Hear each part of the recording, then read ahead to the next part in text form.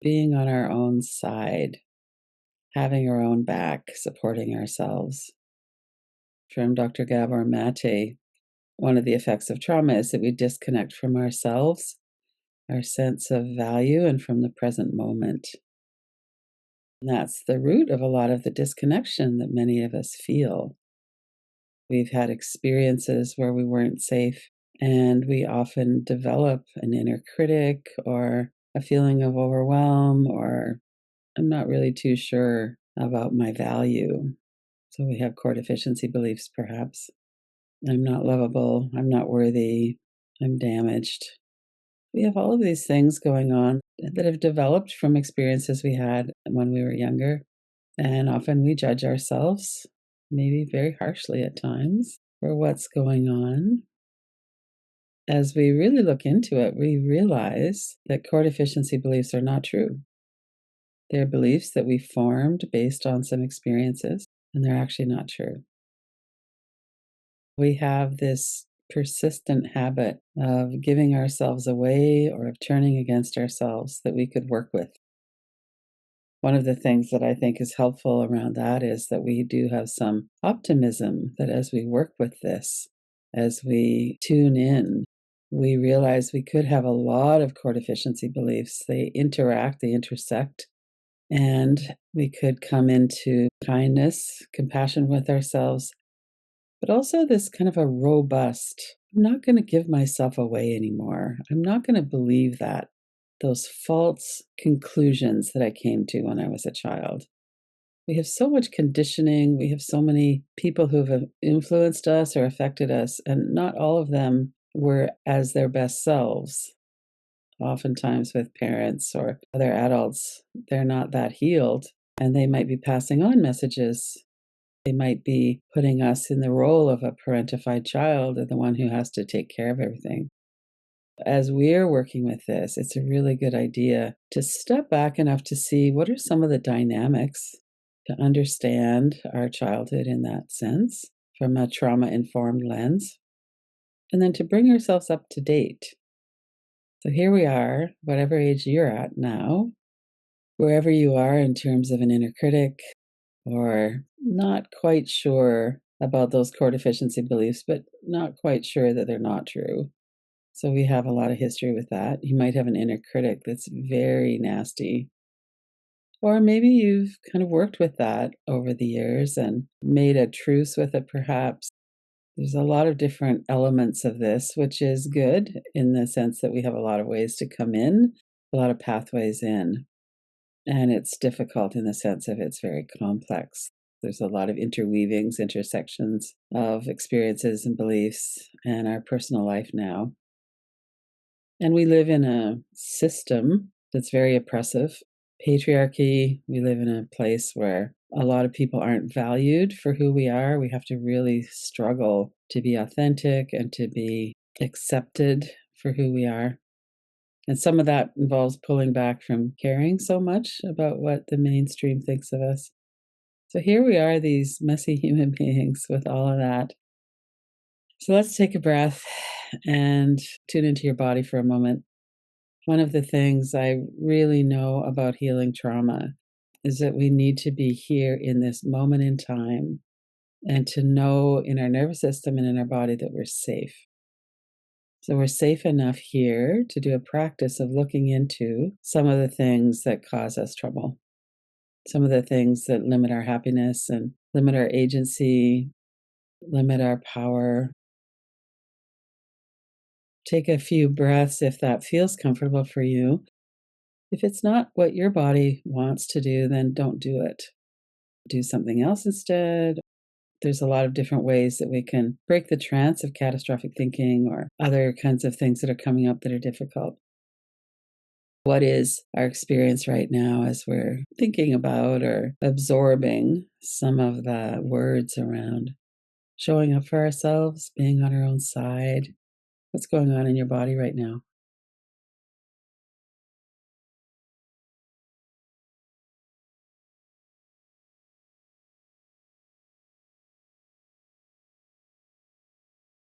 And if you were to say, I show up for myself consistently, How true does that feel right now? It's interesting when we do these reverse inquiry statements where we say something that we wish was true and maybe is partially true, but we know isn't completely true. We're not saying it in a sense of an affirmation. We're saying it in a sense of, I want to know what the resistance is. What's my mind going to tell me about that? So, not very true. Does that relate to this period in your life? Is it more when you were younger? When I think about being on my own side and showing up for myself and being self generating, self directed, I didn't feel that way when I was a teen, when I was in my 20s, 30s, even. It took a long time for me to connect in enough with my body, with who I am, to really settle into a feeling of I am worth showing up for. What's that for you? I'm showing up for myself. I've got my own back. What are some examples that come to mind? Probably your nervous system, your mind is bringing in lots of examples of when you didn't. You threw yourself under the bus. You wanted to avoid being rejected. So you went along with something that you weren't comfortable with. What is your energy, sensations? What does that feel like in your body as you're sitting with this? So if you have a memory come up of some time and maybe persistently when you didn't show up, you didn't have your own back, there's probably some kind of difficult energy in your body around that. Those were experiences that were difficult. So when we have those difficult experiences, the energy of that in our body might feel tight. It might be quite intense. So one of the ways that we can work with that is we can move our body around. But also, if we're working with the sensations and energy, they are here when we ask a question like that, when we make a somatic inquiry statement. The energy that shows up has something to say about that. It's a reflection, a memory. When you blah, blah, blah, then of course you weren't showing up for yourself. So, one of the things we can do with energy is to notice that it's here. So, when we're inviting this response, we're also paying attention. If you think back and touch in to your heart with your younger self at whatever age this evidence is coming in, these memories are coming in. So for me, a lot of that is in my teens and 20s, but wherever that is for you. Certainly, I have later in life examples too. What does that feel like in your heart when you bring forward that memory of that younger person who maybe was quite dysregulated in your nervous system? I was often in freeze, who didn't quite have the confidence or the awareness to pull back from something, to set your own course. Maybe you went along with things that you wouldn't now. And that could be quite subtle, like always going to the restaurant your friends wanted to go to or to the movies. But it could also be something more serious, like going along with someone who is bullying or mean. We have this very strong survival drive to fit in so that we're not isolated or excluded from our group, our community, our family.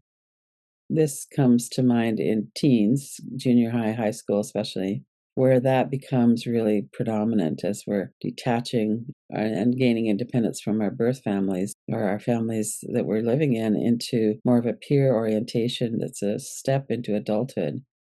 But often we're very vulnerable and we're also feeling a lot of shame during those years. We don't have a lot of power. Some people had social power and some used that in a positive way and many didn't. But when we think about that time, let's go into the feeling of that in the body with some kindness. We're in this sticky situation. We're going into puberty, we've gone into puberty, we're in our teens and 20s. There's a lot of social pressure, and we don't know who we are very well at that age. Most of us are still exploring that. Our brain doesn't fully develop until we're in our late 20s, so we don't have a fully developed brain. A lot of us have conditions of developmental trauma where our brains and neurobiology didn't develop in an optimal way because of trauma when we were children. So here we are in this situation of intense pressure from the outside, not knowing ourselves, not being fully developed. Many of us had no backing. Nobody had our back. How would we know that that's something that we could even do, is have our own back? It's one of the things that we learn through experience. If we have parents and other adults who have our back, we believe that we are worthy of that. Breathe, relax your shoulders, your jaw, whatever parts of your body are tightening up. Do a little bit of cyclic sighing. We need to sometimes reset our nervous system. So a deep double inhale through the nose, long exhale through the mouth, like you're breathing out through a thin straw, reminding our body that we're here in this moment. And then, if you were to tune into the energy that's here, let's do the locate and describe to help us know that we're witnessing, we're observing what's going on in our body. If there's a tight energy in your chest, for instance, is it moving or is it still? Do you have an image of it? Can you breathe? How far does it go? What are the edges? Sometimes it'll be a tight ball of energy. Often it's a little bit more diffuse, but it doesn't go into the whole world. It often doesn't even go into our whole body. It might be right in the center of the chest, but not really coming out to the muscles. It might be a little bit outside our body. It might be up into the throat, but not down into the belly. So notice the outside edges as well. We have very persistent habits of contraction in our body, clenching our jaw, bracing ourselves through the upper back, holding our breath. What is it that these sensations are trying to tell us? Often it's a memory that's come forward. And sometimes the inner critic has a lot to do with this. It's trying to warn us not to be brave, not to go out on our own, not to stand up for ourselves because we could be cut down, we could be gossiped about, we could be isolated or ostracized. So notice what your mind is saying as we're just kind of sitting with this. And if you were to bring kindness into your heart, does that feel possible? Well, in order to have our own back or to show up for ourselves, there's several levels here. One way that we show up for ourselves is this somatic awareness. When I tune into my body, this is the energy and sensation. I'm willing to be in connection with my body. So, trauma is stored in our body as sensations and energy with associated thoughts and memories. So, this is not easy. It takes courage, persistence. But I want to show up for myself in the sense of I want to know myself. What is it that I've got stored in my body and my psyche that keeps bringing me into this inner critic storm or into this disconnection? I go into fight, flight, freeze, fawn. Now, when we go into fawning, that's one of the ways that we don't show up for ourselves. So here we are in a situation where there's some kind of social pressure, there's a social power imbalance. So we don't fawn to people with less power, we fawn to people with more. Some connection with fawning, with humiliating, with shaming. Can we stay with kindness with our younger self who sometimes went into fawning or people pleasing or ingratiating ourselves as a way to stay connected? As we pay attention, as we tune in, and as we cultivate being kind with ourselves, it makes it a lot easier to show up for ourselves. So, one of the ways that happens is we see through some of those core deficiency beliefs. We see that we are shaming ourselves for all kinds of things, including not showing up for ourselves. How could we have known? How could we have had the strength to do that? So some people kind of go into more of a fight response. It's like, I'm not letting anybody shame me. I'm not letting anybody define my path. And if that's the case, then you're showing up for yourself more strongly than people who are in a flight, a fawning, or a freeze response. But it all stems back to this knowing in our body that there's a threat here. So the threat is social, many times. We live in a world of inequality. We live in a world where many people will shame us for who we are.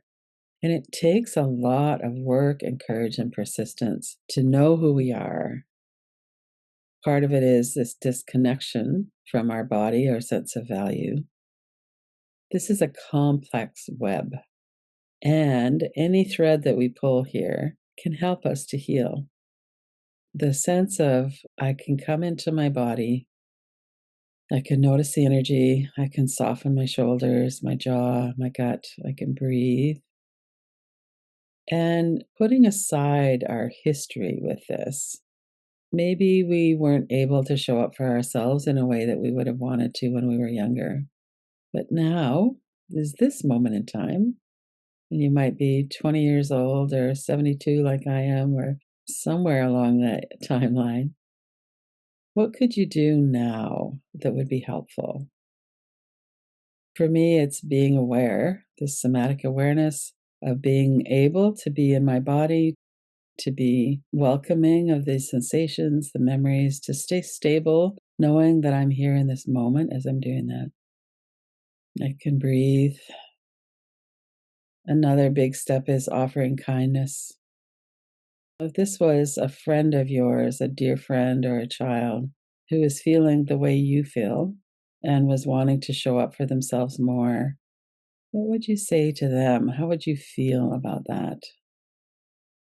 So often we are more loving and compassionate with others. So could you offer yourself some kindness around this? We've been in situations that are very difficult.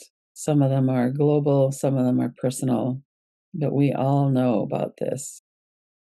And it's not our fault that we have a nervous system, that we live in a certain type of society, that we face certain pressures, and that sometimes we give in. We don't support ourselves in the way that we would want to. Now, what comes to mind? Let's take a moment here to visualize. What could you do differently now in your life right now as it is to show up for yourself, to have your own back? And some of it might be to invite in somatic awareness, compassion.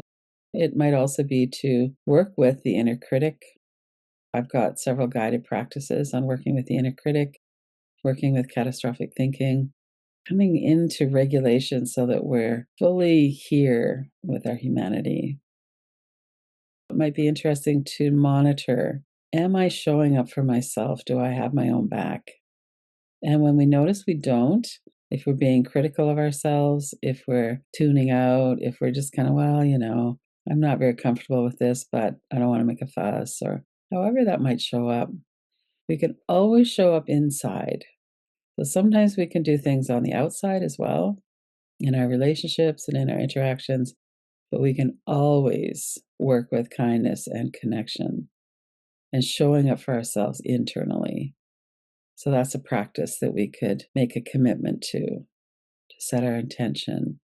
Going forward, I'm going to notice this more. I'm going to work with this. I'm going to consciously offer myself support and love and care, perhaps in a way that I have never had before. That I can show up for myself now as a practice. And then the thing about practice is that as we do it, after a while, it just becomes the way we are. So we practice kindness, we practice awareness of our body, we practice breathing, we practice this awareness. After a while, that's our new normal. We start to have more experiences of showing up for ourselves, and we start to notice that and really appreciate I've got my own back. It's still a practice, and it's getting better. This isn't something that we need to be perfect at. It's just something that we need to be aware of and to practice. I've got my own back.